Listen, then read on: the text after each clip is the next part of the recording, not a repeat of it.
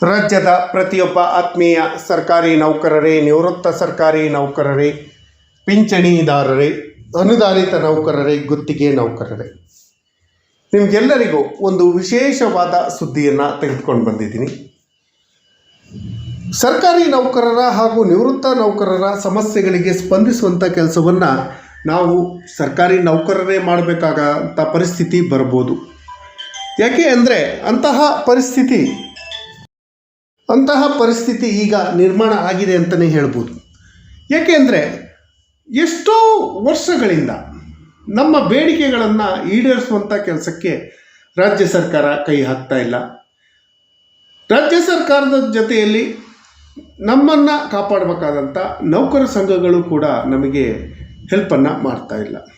ಅದ್ರ ಜೊತೆಯಲ್ಲಿ DA ಹೆಚ್ಚಳ, ಹೆಚ್ಚುವರಿ DA ಹಾಗೂ DA ಆದೇಶದಲ್ಲಿರುವಂಥ ಕೆಲವೊಂದು ಅಂಶಗಳ ಕ್ಲಾರಿಫಿಕೇಷನನ್ನು ಕೊಡೋಕ್ಕಾಗಿ ಈ ದಿನ ಬಂದಿದ್ದೀನಿ. ಈ ಮಾಹಿತಿಯನ್ನು ತಮ್ಮ ಮುಂದೆ ಶೇರ್ ಮಾಡೋದಕ್ಕಿಂತ ಮುಂಚಿತವಾಗಿ ಯಾರೆಲ್ಲ ಈ ಚಾನಲ್ಗೆ ಸಬ್ಸ್ಕ್ರೈಬ್ ಮಾಡ್ಕೊಂಡಿಲ್ಲ, ದಯವಿಟ್ಟು ಕೆಳಗಡೆ ಕಾಣ್ತಾರಂಥ ಸಬ್ಸ್ಕ್ರೈಬ್ ಬಟನ್ನ ಒತ್ತಿ, ಬೆಲ್ ಐಕಾನನ್ನು ಕ್ಲಿಕ್ ಮಾಡಿ ಆಲ್ ಅಂತ ಮಾಡಿ ನೀವು ಫೇಸ್ ಮಾಡ್ತಾ ಇರೋಂಥ ಎಲ್ಲ ಪ್ರಾಬ್ಲಮ್ಗಳನ್ನು ಲೀಗಲ್ಲಾಗಿ ಸಾಲ್ವ್ ಮಾಡ್ಕೊಳ್ಳೋಕ್ಕಿರೋಂಥ ಉತ್ತಮ ವೇದಿಕೆಯಾದ ಸರ್ಕಾರಿ ನೌಕರ ಮಿತ್ರ ಯೂಟ್ಯೂಬ್ ಚಾನಲ್ಗೆ ಜಾಯ್ನ್ ಆಗಿ. ಸ್ನೇಹಿತರೆ, ಕರ್ನಾಟಕ ರಾಜ್ಯದಲ್ಲಿರುವಂಥ ಸುಮಾರು 7.5 ಲಕ್ಷ ಸರ್ಕಾರಿ ನೌಕರರು, ನಿಗಮ ಮಂಡಳಿ ಎಲ್ಲ ಸೇರ್ಕೊಂಡು ಒಂದು 4 ಲಕ್ಷ ಪಿಂಚಣಿದಾರರು, ಇವರೆಲ್ಲರ ಬೇಡಿಕೆಗಳಿಗೆ ಸ್ಪಂದಿಸುವಂಥ ಕೆಲಸ ಕೇಂದ್ರ ಸರ್ಕಾರದಿಂದನೂ ಆಗ್ತಾಯಿಲ್ಲ, ರಾಜ್ಯ ಸರ್ಕಾರದಿಂದನೂ ಆಗ್ತಾಯಿಲ್ಲ. ಕೇಂದ್ರ ಸರ್ಕಾರ ತನ್ನ ನೌಕರರಿಗೆ ಹಾಗೂ ಪಿಂಚಣಿದಾರರಿಗೆ 2% DAಯನ್ನು ಹೆಚ್ಚಳ ಮಾಡಿ ಆದೇಶವನ್ನು ಹೊರಡಿಸಿತ್ತು. ಆದರೆ ರಾಜ್ಯ ಸರ್ಕಾರ ಕೇವಲ 1.5% DAಯನ್ನು ಹೆಚ್ಚಳ ಮಾಡಿ ಆದೇಶವನ್ನು ಮಾಡಿತ್ತು. ಈ ಆದೇಶದಲ್ಲಿ ಕೆಲವೊಂದು ಗೊಂದಲಕಾರಿ ಅಂಶಗಳು ಇದ್ದು, ಅಂದರೆ ಸರ್ಕಾರಿ ಆದೇಶದಲ್ಲಿ ಗೊಂದಲ ಇಲ್ಲ, ಆದರೆ ನೌಕರರಲ್ಲಿ ಪಿಂಚಣಿದಾರರಲ್ಲಿ ಸ್ವಲ್ಪ ಗೊಂದಲ ಏರ್ಪಟ್ಟಿತ್ತು. ಯಾವ ತಿಂಗಳ ವೇತನದಲ್ಲಿ ನಮಗೆ DA ಆ್ಯಡ್ ಆಗಿ ಬರುತ್ತೆ, ನಗದು ಹಣ ಜನವರಿ, ಫೆಬ್ರವರಿ, ಮಾರ್ಚು, ಏಪ್ರಿಲ್ ತಿಂಗಳ ನಗದು ಹಣ ಯಾವ ತಿಂಗಳ ವೇತನದಲ್ಲಿ ನಂತರ ಸಿಗತ್ತೆ, ಕ್ಯಾಶು ಯಾವಾಗ ನಮಗೆ ಸಿಗತ್ತೆ ಅನ್ನೋದ್ರ ಬಗ್ಗೆ ಕ್ಲಾರಿಫಿಕೇಷನನ್ನು ಕೊಡಿ ಅಂತ ಹೇಳಿ ಹಲವಾರು ಕರ್ನಾಟಕ ರಾಜ್ಯದಲ್ಲಿ ಕೆಲಸ ಮಾಡ್ತಿರೋಂಥ ಪ್ರತಿಯೊಬ್ಬ ಸರ್ಕಾರಿ ನೌಕರರು, ನಿವೃತ್ತ ಸರ್ಕಾರಿ ನೌಕರರು, ಪಿಂಚಣಿದಾರರು, ಕುಟುಂಬ ಪಿಂಚಣಿದಾರರು ಇರ್ಬೋದು, ಅನುದಾನಿತ ನೌಕರರು, ಇವರೆಲ್ಲರಿಗೂ ರಾಜ್ಯದ ಮಾನ್ಯ ಮುಖ್ಯಮಂತ್ರಿಗಳಾದ ಸಿದ್ದರಾಮಯ್ಯ ಅವರ ನೇತೃತ್ವದ ರಾಜ್ಯ ಸರ್ಕಾರ ಈ ತಿಂಗಳಲ್ಲಿ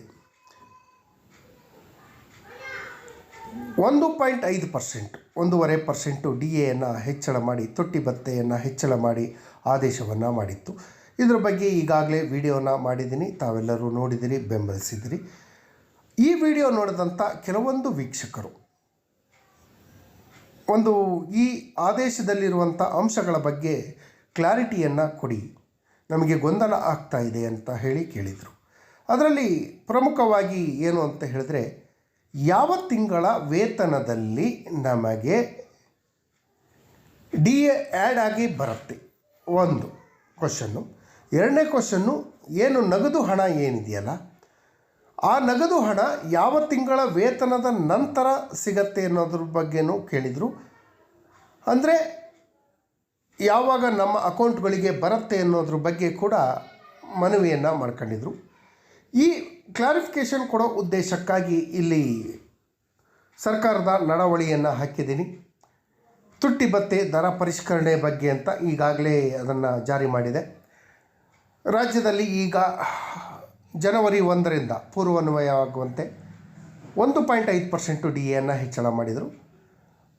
ನಮಗೆ ಹಾಲಿ ಇರುವಂಥ DA 14.25 ಇತ್ತು, ಅದನ್ನು 15.75%ಗೆ ಹೆಚ್ಚಳ ಮಾಡಿ, ಅಂದರೆ ಮೂಲ ವೇತನದಲ್ಲಿ 15.75% DAಯನ್ನು ಕೊಡಬೇಕು ಅಂತ ಹೇಳಿ ಆದೇಶ ಆಗಿದೆ. ಅಂದರೆ 1.5% ಆಗಿರೋದ್ರಿಂದ ಈಗ ನಮಗೆ 15.75% ಸಿಗತ್ತೆ.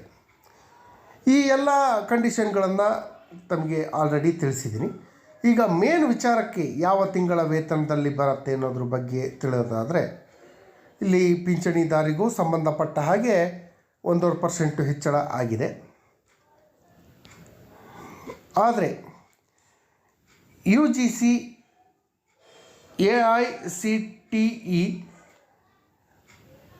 ICAR ವೇತನ ಶ್ರೇಣಿ ಪಡೆಯುತ್ತಿರುವಂಥ ನೌಕರರಿಗೆ ಹಾಗೂ NJPC ವೇತನ ಪಡೆಯುತ್ತಿರುವಂತಹ ಜುಡಿಷಿಯಲ್ ಡಿಪಾರ್ಟ್ಮೆಂಟು ನ್ಯಾಯಾಂಗ ಇಲಾಖೆಯವರಿಗೆ ಪ್ರತ್ಯೇಕವಾದ ಆದೇಶವನ್ನು ಇನ್ನೊಂದು 2-3 ದಿನದಲ್ಲಿ ಹೊರಡಿಸ್ತಾರೆ.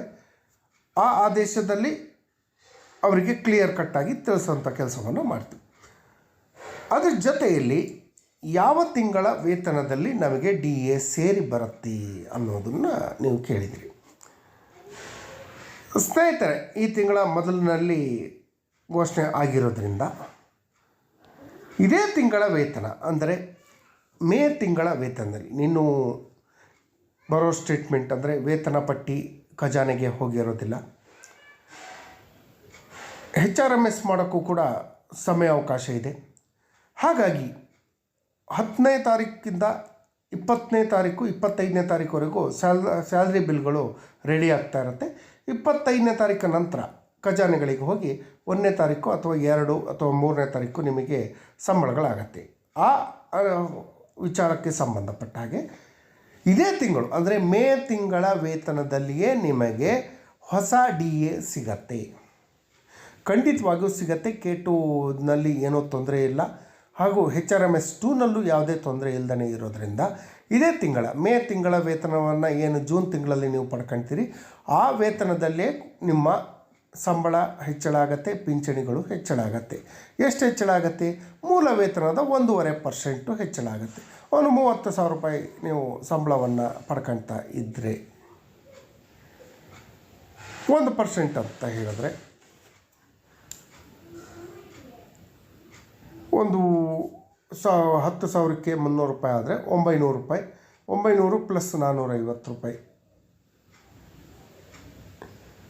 ಹಾಗೆ ಲೆಕ್ಕಾಚಾರ ಹಾಕ್ತಾ ಹೋದರೆ ನಿಮಗೆ ಪ್ರತ್ಯೇಕವಾದ ಪಟ್ಟಿಯನ್ನು ಕೂಡ ನಿಮಗೆ ಕೊಟ್ಟಿದ್ದೀನಿ. ಎಷ್ಟು ಸಂಬಳಗಳು ಹೆಚ್ಚಳ ಆಗತ್ತೆ ಅನ್ನೋದ್ರ ಬಗ್ಗೆ ಅದರ ವಿಡಿಯೋದ ಲಿಂಕನ್ನು ಕೂಡ ಕೊಟ್ಟಿದ್ದೀನಿ, ತಾವು ನೋಡ್ಕೊಬೋದು.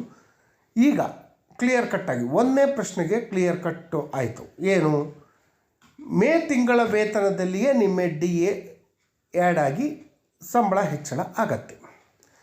ಅದ್ರ ಜೊತೆಯಲ್ಲಿ ಅರಿಯರ್ಸ್ಗಳು ಯಾವಾಗ ಸಿಗ್ಬೋದು ಅದಕ್ಕೂ ಕೂಡ ಈ ಆದೇಶದಲ್ಲೇ ಕ್ಲಾರಿಫಿಕೇಷನನ್ನು ಕೊಟ್ಟಿದ್ದಾರೆ. ಈ ಆದೇಶದ ಅನ್ವಯವಾದಂತೆ ಲಭ್ಯವಾಗಿರುವಂತಹ ತುಟ್ಟಿ ಭತ್ಯೆ, ಬಾಕಿ ಇರುವಂತಹ ತುಟ್ಟಿ ಭತ್ಯೆಯನ್ನು 2026ರ ಮೇ ತಿಂಗಳ ವೇತನ ಬಟವಾಡೆಗೆ ಮೊದಲು ಪಾವತಿ ಮಾಡತಕ್ಕದ್ದಲ್ಲ. ಅಂದರೆ ಮೇ ತಿಂಗಳ ಸಂಬಳವನ್ನು ಖಜಾನೆಯಿಂದ ಬಿಡುಗಡೆಯಾಗಿ ನೌಕರರ ಖಾತೆಗಳಿಗೆ ಸೇರಿದ ನಂತರ ಜೂನ್ 5ರಿಂದ 10 ಅಥವಾ 15ನೇ ತಾರೀಕು ಒಳಗಾಗಿ ನಿಮ್ಮ 4 ತಿಂಗಳು ಜನವರಿ, ಫೆಬ್ರವರಿ, ಮಾರ್ಚು, ಏಪ್ರಿಲ್ 4 ತಿಂಗಳ DA ನಿಮಗೆ ಕ್ಯಾಶ್ ನಗದಾಗಿ ನಿಮ್ಮ ಅಕೌಂಟ್ಗಳಿಗೆ ಸೇರುತ್ತೆ. ಇಲ್ಲಿ ಯಾವುದೇ ಕ್ಲಾರಿಫಿಕೇಷನಿನ ಅವಶ್ಯಕತೆ ಇಲ್ಲ ಅಂತ ಹೇಳ್ತೀನಿ. ಹಾಗಾಗಿ ಯಾವುದೇ ಗೊಂದಲಕ್ಕೆ ಈಡಾಗೋದು ಬೇಡ. ನಿಮ್ಮ DA ಹೆಚ್ಚಳ ಇದೇ ತಿಂಗಳು ಅಂದರೆ ಮೇ ತಿಂಗಳ ವೇತನದಲ್ಲೇ ಸೇರಿ ಬರುತ್ತೆ. ವೇತನ ಆಗಿ 5-6 ಅಥವಾ 7 ದಿನಗಳ ನಂತರ ನಿಮಗೆ ಅರಿಯರ್ಸ್ ಕೂಡ ನಿಮ್ಮ ಅಕೌಂಟಿಗೆ ಸಿಗತ್ತೆ. ಹಾಗಾಗಿ ಏನು ಗೊಂದಲ ಬೇಡ. ನಾವು ಕೇಳ್ತಾ ಇರೋದು ಏನಂದರೆ, ಮತ್ತೆ ರಾಜ್ಯ ಸರ್ಕಾರದಲ್ಲಿ ಮನವಿಯನ್ನು ಮಾಡ್ಕೊಳ್ಳೋದು ಏನಂದರೆ, ನಮಗೆ ಕೊಟ್ಟಿರುವಂಥ DA ತುಂಬ ಕಡಿಮೆ ಇದೆ, 1.5% ಕಡಿಮೆ ಇದೆ. ಅಖಿಲ ಭಾರತ ಬೆಲೆ ಸೂಚ್ಯಂಕದ ಆಧಾರದಲ್ಲಿ ನೀವು ಕೊಡೋದಾದರೆ 3% ಆದರೂ ಕೊಡಬೇಕು. ಆದರೆ ನೀವು 1.5% ಕೊಟ್ಟಿರಿ. ಅಟ್ಲೀಸ್ಟು ಸೆಂಟ್ರಲ್ ಗೌರ್ಮೆಂಟ್ ಕೊಟ್ಟಂಥ 2% ಆದರೂ ಕೊಡೋಂಥ ವ್ಯವಸ್ಥೆಯನ್ನು ಮಾಡಿ ಅಂತ ಹೇಳಿ ಮನವಿಯನ್ನು ಮಾಡ್ಕೊಂಡಿದ್ದೀವಿ. ಸರ್ಕಾರ ಈ ಬಗ್ಗೆ ಏನು ಕ್ರಮ ಕೈಗೊಳ್ಳುತ್ತೆ, ಏನು ತೀರ್ಮಾನ ಕೈಗೊಳ್ಳುತ್ತೆ ಅನ್ನೋದ್ರ ಬಗ್ಗೆ ನೋಡಬೇಕಾಗಿದೆ. ಅದರ ಜೊತೆಯಲ್ಲಿ 7th ಪೇ ಕಮಿಷನ್ನಲ್ಲಿ ಇರುವಂತಹ ಎಲ್ಲ ರೆಕಮೆಂಡೇಷನ್ಗಳನ್ನು ತಕ್ಷಣ ಜಾರಿ ಮಾಡಬೇಕು ಅಂತೇಳಿ ಸರ್ಕಾರದಲ್ಲಿ ಮನವಿಯನ್ನು ಮಾಡ್ಕೊಳ್ತಾ, ಈ ಮಾಹಿತಿ ಇಷ್ಟ ಆಗಿದ್ದರೆ ದಯವಿಟ್ಟು ಸಬ್ಸ್ಕ್ರೈಬ್ ಮಾಡಿಕೊಡಿ.